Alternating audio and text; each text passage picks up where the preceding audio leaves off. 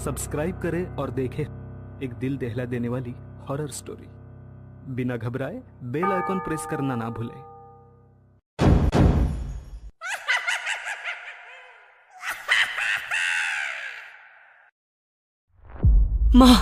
माँ वो फिर से आ गई है। वो देखो, कमरे में खड़ी होकर मुझे ही घूर रही है। आप लोग मेरी बात का यकीन क्यों नहीं करते? वो ले जाएगी मुझे। तेरे कमरे में कोई नहीं है बेटा, तुझे वहम हो रहा है। दवाइयाँ खाकर सो जा मेरे बच्चे, कुछ नहीं है यहाँ। नहीं, कोई दवाई नहीं खानी मुझे। आप लोग बार बार नींद की दवाइयाँ खिलाकर मुझे सुला देते हो। वो यही है, मेरे आसपास ही है। उसका पूरा शरीर जगह जगह से कटा फटा है, आंखों से खून बह रहा है। मैं जितना चिल्लाता हूँ उतना ही मुस्कुराती है वो। देखो, अभी भी मुझे देखकर मुस्कुरा रही है। पता नहीं है क्या हो गया है मेरे बच्चे को। जरूर कोई बुरी आत्मा है जो इसे दिखाई दे रही है। मैं आज ही इसके लिए बड़े पंडित जी के पास जाकर धागा बनवा कर लाती हूँ। विनेश की माँ माधुरी बेटे की बिगड़ती हुई हालत को देखकर बहुत परेशान थी। इसलिए उसी दिन वो बड़े पंडित जी के पास जाती है और एक धागा लाकर अपने बेटे की बाजू में बांध देती है। विनेश के अचानक से बदलते हुए व्यवहार को कोई नहीं समझ पा रहा था। उसे अपने आसपास कोई ऐसी लड़की दिखाई दे रही थी जिसे परिवार में बाकी कोई भी नहीं देख पा रहा था। रात का समय था। विनेश अपने कमरे में आराम कर रहा था। आधी रात के समय विनेश की छोटी बहन रिंकी को प्यास लगती है और वो पानी पीने के लिए रसोई की तरफ जाने लगती है। अचानक ही उसे भाई के कमरे से कुछ अजीब सी आवाजें सुनाई देती है। उन आवाजों को सुनकर रिंकी घबराकर विनेश के कमरे के दरवाजे पर जाती है, लेकिन दरवाजा अंदर से बंद था। वो दौड़कर कमरे की खिड़की पर पहुंचती है तो देखती है सामने उसका भाई बालकनी की मुंडेर पर खड़ा हुआ नीचे देख रहा है। अचानक वो मुड़कर अपनी बहन की तरफ देखता है। उसके चेहरे पर एक भयानक सी मुस्कान थी जिसे देखकर रिंकी का दिल दहल गया था। इससे पहले कि रिंकी कुछ कर पाती, विनेश वहां से नीचे कूद जाता है। एक क्षण के लिए रिंकी की आंखों के आगे अंधेरा छा गया था। अगले ही पल रिंकी के मुंह से एक भयानक चीख निकलती है जिसे सुनकर रिंकी के माँ बाप दौड़ते हुए वहां पहुंच जाते हैं। रिंकी अपना सर घुटनों में छुपाए लगातार रोए जा रही थी। किसी तरह सुबकते हुए उसने उंगली से विनेश के कमरे की ओर इशारा किया और एक बार फिर से फूट फूट कर रोने लगी।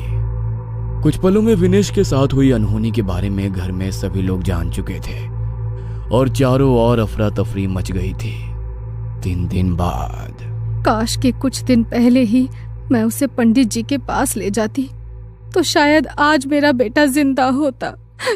अरे बस करो अपनी यंत्र तंत्र मंत्र की बातें। कोई भूत प्रेत नहीं दिखाई देता था उसे। दिमागी रूप से बीमार था तुम्हारा बेटा और इसी दिमागी बीमारी ने जान ली है तुम्हारे बेटे की। अच्छी तरह समझ लो इस बात को। तुम्हारे जैसे लोग ही समय पर इलाज करने की बजाय झाड़ फूंक में समय वेस्ट कर देते हैं और उसके बाद जब बात हाथ से निकल जाती है तो सर पकड़कर रोते रहते हैं। गलती तो मेरी भी थी ना जो मैं तुम्हारी बातों में आ गया, लेकिन अब किया भी क्या जा सकता है। जो होना था वो तो हो गया। अब तो रिंकी ही हमारा सब कुछ है। रिंकी अभी बस 18 साल की थी। इतनी छोटी सी उम्र में उसने अपनी आंखों के सामने अपने भाई को मरते हुए देखा था। इस बात का उसके मन पर बहुत गहरा असर पड़ा था। इस घटना के बाद रिंकी ने किसी से भी बहुत ज्यादा मिलना जुलना, हंसना बोलना कम कर दिया था। वो दिन रात सिर्फ अपने कमरे में बैठकर पढ़ाई करती रहती, मानो एक जुनून सवार हो गया था उसके सर पर। रिंकी बेटा, जो होना था सो हो गया। अब तेरे इस तरह कमरे में बंद होकर अकेले रहने से कुछ नहीं होगा। बेटा, घर से बाहर निकला करो, दोस्तों से मिला जुला करो। ऐसे कैसे चलेगा? मुझे साइकियाट्रिस्ट बनना है माँ। उन सभी लोगों को ठीक करना है जिन्हें भाई की तरह मानसिक बीमारी है। मैं नहीं चाहती कि भाई की तरह दुनिया में अब कोई और अपनी जान इस बीमारी से गंवाए। 10 साल बाद अपनी मेहनत और डेडिकेशन के चलते रिंकी एक सक्सेसफुल साइकियाट्रिस्ट बन चुकी थी।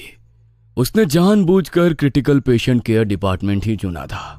वो अपने दिन का ज्यादातर समय क्रिटिकली इल पेशेंट के साथ ही बिताती थी। हर एक मानसिक बीमारी से जूझ रहे पेशेंट में उसे अपना भाई विनेश दिखाई देता था, इसलिए ऐसे पेशेंट को ठीक करने में वो अपनी जान लगा देती थी। डॉक्टर, एक क्रिटिकल पेशेंट आया है, प्लीज जल्दी कीजिए। नर्स के इतना कहते ही रिंकी तेजी से इमरजेंसी वार्ड की तरफ जाने लगती है। अरे पागल नहीं हूं मैं, जाओ तुम सबके सब यहां से जाओ। मैंने कहा ना मैं पागल नहीं हूं, सब मारे जाएंगे। तुम सब एक एक करके मारे जाओगे ना, तब तुम्हें पता चलेगा कि मैं सच कह रहा था। देखो, कोई तुम्हें पागल नहीं कह रहा है, लेकिन थोड़ा सा शांत हो जाओ। अभी डॉक्टर साहब आएंगे और आपका चेकअप करेंगे। आपको घबराने की बिल्कुल भी जरूरत नहीं है, बस शांत हो जाओ और गहरी सांस लो। मौत मेरे सामने खड़ी है और तुम मुझे शांत रहने के लिए कह रही हो। आज रात तक ले जाएगी वो मुझे अपने साथ। बुला लो तुम अपने डॉक्टर को। जितनी दवाइयाँ खिला सकते हो खिलाओ, उसके ऊपर तुम्हारी दवाइयों का कोई असर नहीं होने वाला। डॉक्टर, मैंने अपनी लाइफ में ऐसा केस कभी अटेंड नहीं किया। ये पेशेंट तो बहुत वायलेंट हो रहा है। इसने अकेले ही 2 वार्ड बॉय को ढकेल के दूर फेंक दिया है। इसने 2 वार्ड बॉय को ढकेल के दूर फेंक दिया। इसकी कंडीशन देख रही हो, आंखों के नीचे काले गड्ढे हो गए हैं।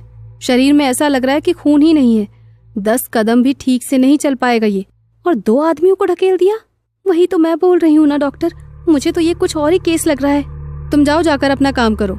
नर्स हो ना, कैसी बातें कर रही हो। ऐसा करो, हॉस्पिटल की जॉब छोड़ो और किसी तांत्रिक के साथ ज्वाइन कर लो। कहानियां अच्छी सुनाती हो। नर्स को डांटने के बाद रिंकी पेशेंट के पास जाती है। देखो, एकदम शांत हो जाओ। हम कुछ नहीं करने वाले हैं तुम्हारे साथ। और किसने कहा कि तुम बीमार हो? बिल्कुल भी बीमार नहीं हो तुम, ठीक है? कोई दवाई, कोई इंजेक्शन, कुछ नहीं देंगे तुम्हें। यहाँ एडमिट भी नहीं करेंगे। बस मेरे साथ थोड़ी देर बात तो कर सकते हो ना। अपना दोस्त समझ लो मुझे। ये देखो, मैंने अपना डॉक्टर वाला कोट भी उतार दिया। अब तो मुझे अपनी फ्रेंड समझ सकते हो ना। अच्छा बताओ, क्या हो रहा है तुम्हारे साथ? मुझे पता है कोई तुम्हारी बात नहीं सुनता। मैं सुनूंगी। जो भी तुम्हें फील हो रहा है सब बताओ मुझे, बिल्कुल डिटेल में। ये सब कुछ कब शुरू हुआ और कैसे हुआ, और इस समय तुम क्या फील कर रहे हो? कोई जल्दी नहीं है, मैं हूं यहाँ पर तुम्हारे साथ। जितना वक्त लगे, टेक योर टाइम। रिंकी की जादुई आवाज सुनकर कुछ पल के लिए पेशेंट अनुज शांत हो गया था। वह सामने रखी चेयर पर बैठ जाता है और टेबल पर रखा 2 गिलास पानी एक ही सांस में पी जाता है।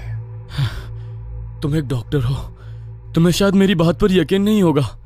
मुझे भी यकीन नहीं था जब मैंने अपनी आंखों के सामने अपने पापा को जब उस रोड एक्सीडेंट में मरते हुए देखा था, तो सबने मुझे यही समझाया था कि मौत पर किसी का बस नहीं चलता। लेकिन मैं गलत था।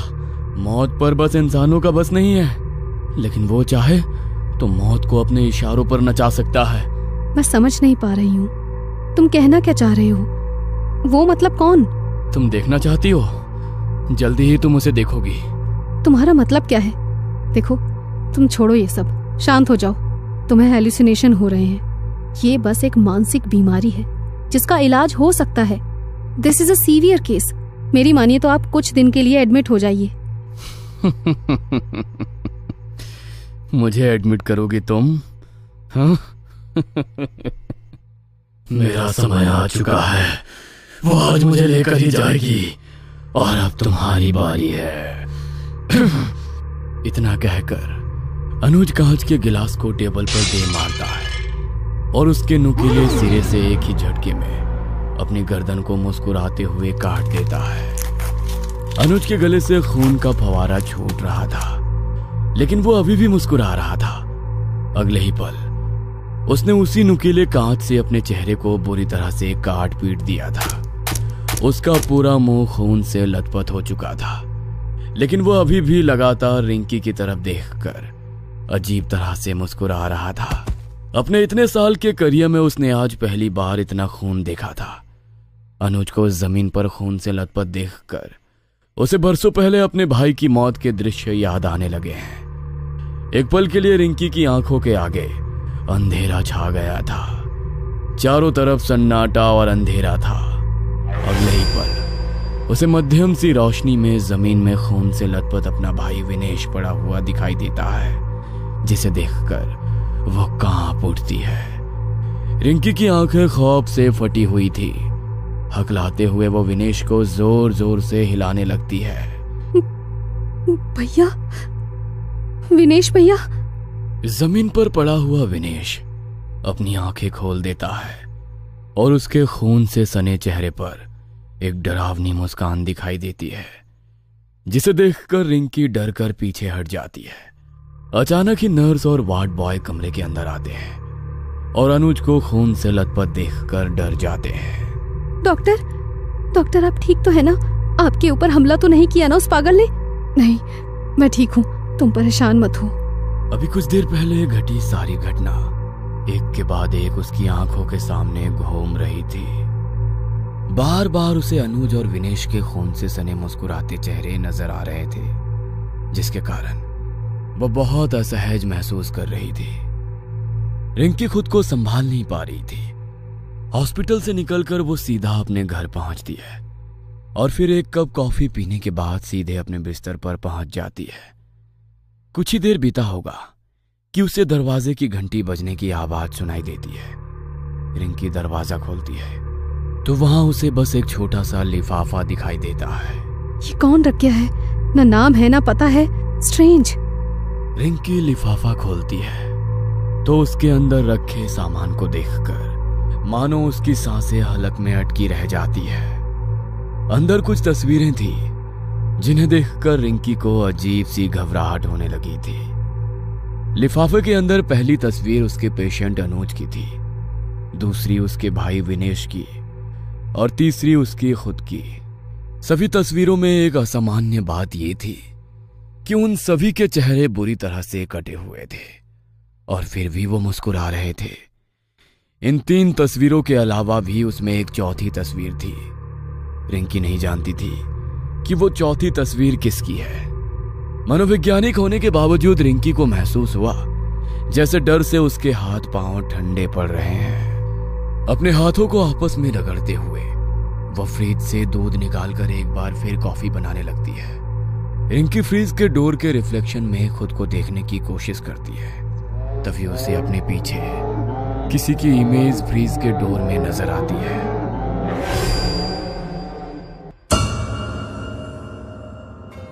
ये कहानी आपको अच्छी लगी हो तो हमें सब्सक्राइब करें, हमारा इंस्टाग्राम और फेसबुक पेज जरूर फॉलो करें। और हाँ दोस्तों, सब्सक्राइब करना भूलना मत।